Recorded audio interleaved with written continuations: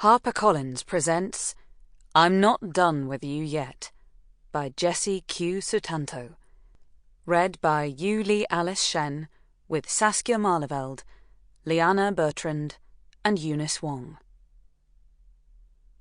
To Lori Elizabeth Flynn, my soul twin, without whom I wouldn't have the courage to even start this book.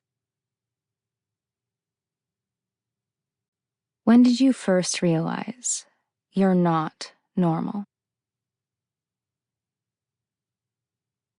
Part 1. Chapter 1. 26 years ago. Aunt Claudette, she's the best. So everyone says. By everyone, I mean my mother. My mother loves Aunt Claudette because she is always ready to help out with the cutie pie, i.e. me. Cutie pie is the first clue that should tell you that my mother doesn't give a shit about me. Because really, how fucking generic a pet name can someone get for their only child? She can't even be bothered to come up with a more unique pet name, one that's tailored to fit me.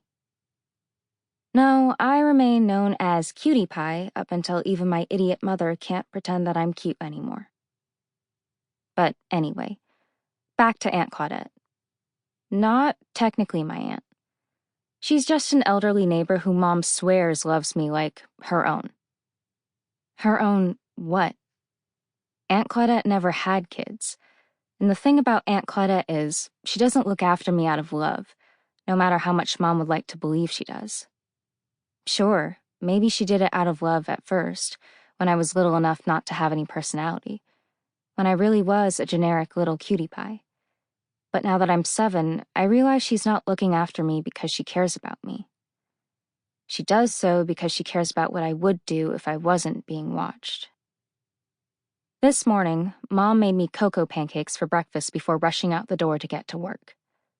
Cocoa pancakes, not chocolate pancakes. She'd read that unsweetened cocoa powder is full of antioxidants, so today, my pancakes come out brown as shit and tasting no better.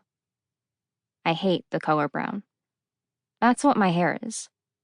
Mom sometimes tries to call it chestnut or chocolate, but we both know it's neither of those things. And here are my pancakes, the same disgusting mud brown as my hair. I can drown the pancakes in syrup, but the only syrup allowed in the house is agave, which tastes like melted plastic. Clint Eastwood nudges my foot. The name's a joke that stuck. Clint is a loyal rescue mutt of an indeterminate age, but he looks about as old as God. I look into his trusting face and tear a tiny bit of shit pancake off.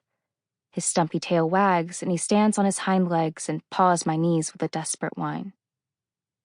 But before I can give him the piece of pancake, Aunt Claudette rushes in like a hurricane and grabs my wrist, almost painfully. "What are you doing, child?" I gaze at her. I have huge hazel eyes. Whenever people describe their eyes as hazel, it's always brown. But mine have that warm, honey hue that makes people do a double take. They're also stupidly big and round. Legit Bambi eyes.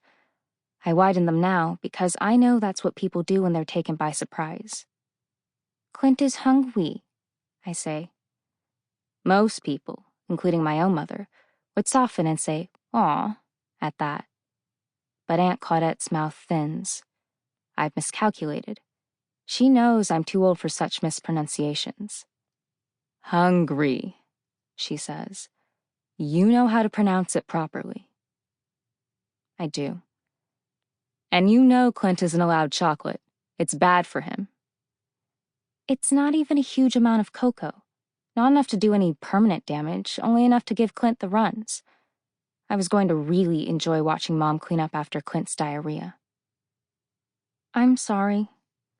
I cast my Bambi eyes down. All of my picture books show kids doing that when they're sorry. "I forgot."